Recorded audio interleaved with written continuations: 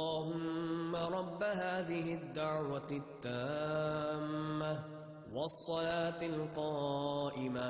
آت محمدا الوصيلة والفضيلة والدرجة الرفيعة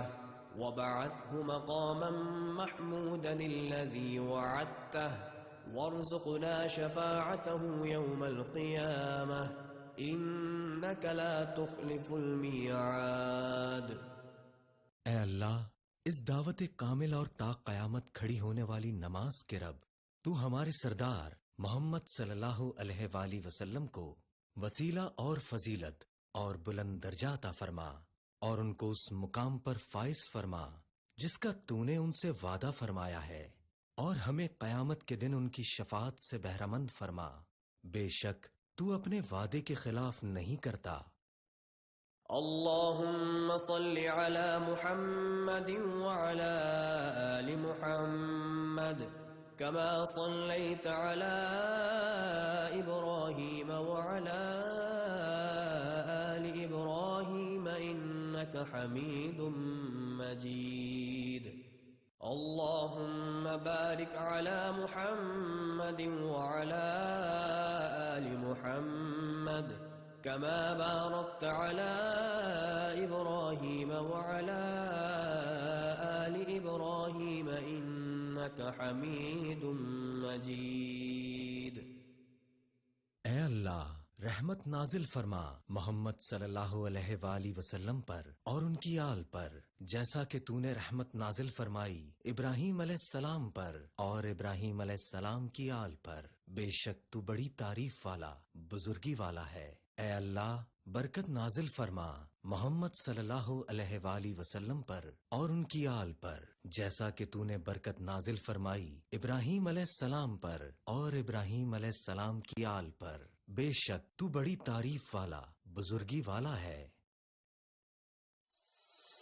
نماز کی فضیلت۔ حضرت عبادہ بن صامت رضی اللہ تعالیٰ عنہ بیان کرتے ہیں کہ رسول اللہ صلی اللہ علیہ وآلہ وسلم نے ارشاد فرمایا، 5 نمازیں ہیں جن کو اللہ تبارک و تعالیٰ نے اپنے بندوں پر فرض قرار دیا ہے، جس نے ان نمازوں کو بہترین وضو کے ساتھ ان کی مقررہ اوقات پر ادا کیا اور ان نمازوں کو رکوع، سجود اور کامل خشوع سے ادا کیا، تو ایسے شخص سے اللہ تعالیٰ کا وعدہ ہے کہ اس کی مغفرت فرما دے گا۔ قل تعالوا اتل ما حرم ربكم عليكم الا تشركوا به شيئا وبالوالدين احسانا ولا تقتلوا أولادكم من إملاق نحن نرزقكم وإياهم ولا تقربوا الفواحش ما ظهر منها وما بطن ولا تقتلوا النفس التي حرم الله إلا بالحق ذلكم وصاكم به لعلكم تعقلون۔ حرام کام، ارشاد باری تعالیٰ ہے، تم فرماؤ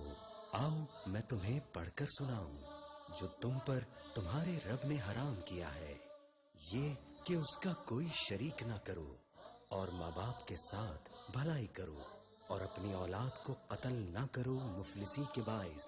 ہم تمہیں اور انہیں سب کو رزق دیں گے، اور بے حیائیوں کے پاس نہ جاؤ